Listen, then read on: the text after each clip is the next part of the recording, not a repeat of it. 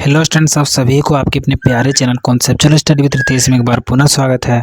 और आज का यह वीडियो सबसे लिए बहुत ही ज़्यादा इंपॉर्टेंट एंड खास होने वाला है।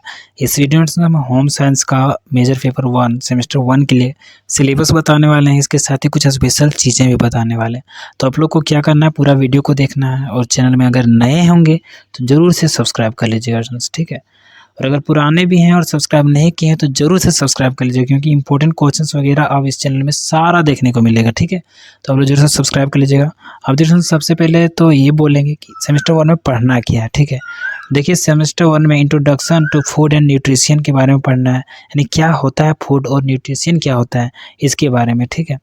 अब आगे इसके बारे में और डिटेल में देखेंगे, क्या कुछ आप लोग को पढ़ने पड़ेंगे, ठीक है। क्या कुछ आप लोग के एग्जाम में आएंगे, तो देखिए यहाँ से जो है सो आएंगे। यूनिट 1 में आएंगे फूड, न्यूट्रिशन एंड हेल्थ।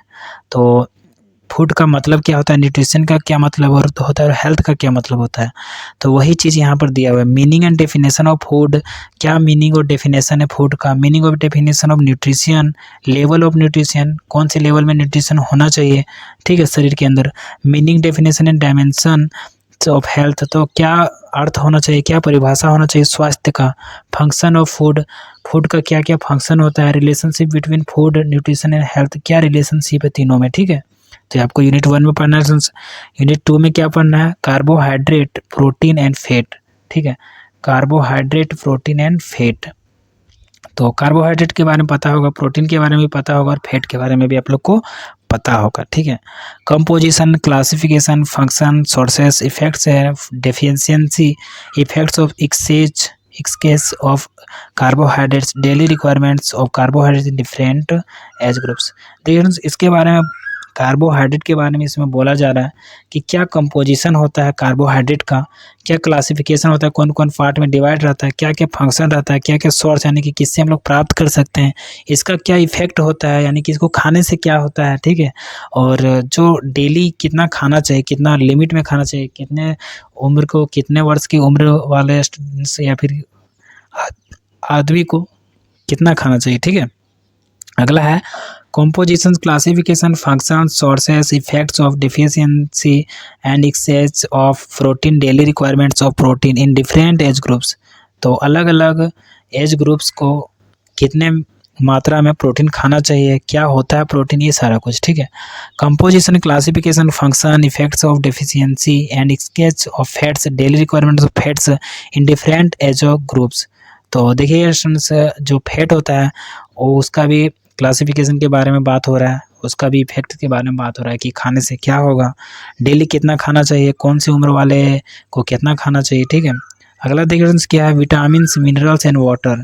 तो विटामिन्स और मिनरल्स और वाटर क्या होता है इसके बारे में पढ़ेंगे। क्लासिफिकेशन ऑफ विटामिन, तो विटामिन का कितने प्रकार के होते हैं, विटामिन ए, विटामिन बी, इस तरह से होते हैं कि नहीं, तो उसको लिखना है। फंक्शन, क्या फंक्शन होता है इसका। सोर्सेस, कहाँ से प्राप्त किए जा सकते हैं vitamin. Effects of deficiency and excess of water soluble vitamins, तो जो वाटर से रिलेटेड जो विटामिन्स होते हैं, vitamin B and C, and fat soluble vitamins, vitamin A, D, E, K, तो वो सारे के बारे में। Daily requirement of vitamin in different age groups, तो डेली जो है सो कौन से एज ग्रुप्स को कितना विटामिन की आवश्यकता पड़ता है, ठीक है। Function, sources, effects of deficiency and excess of minerals, i.e. Iron, calcium, iodine, daily requirements of minerals in different age groups, function, sources and difference of water, ठीक है। तो सेम टू सेम इसी चीज़ को लिखना है, ठीक है, जो लिखा हुआ है। इसका हिंदी भी कर लीजिएगा। अगर स्टूडेंट्स आप लोग को समझ में नहीं आता है, अगर हिंदी मीडियम से हैं तो इसको हिंदी कर लीजिएगा, हर एक वर्ड को, ठीक है, और बढ़िया से आप लोग पढ़िएगा। Digestion and absorption of food, तो किस प्रकार से फूड का जो है सो डाइजेशन होता है हम लोग के अंदर में, किस तरह से पचता है, ठीक है। Digestion and absorption process, digestion enzymes of carbohydrate, protein and fats. Digestion and absorption process of carbohydrates, protein and fats, तो प्रोटीन वगैरह का किस प्रकार से डाइजेशन होता है, किस प्रकार से पचता है, कार्बोहाइड्रेट किस प्रकार से पचता है, ये सारा कुछ, ठीक है, इसमें पढ़ना है। अगला देखिए लास्ट यूनिट है introduction of food groups, food pyramid and cooking method. तो इसमें क्या है कि फूड ग्रुप्स है, फूड पिरामिड है और फूड किस प्रकार से बना सकते हैं, कुकिंग के बारे में, ठीक है।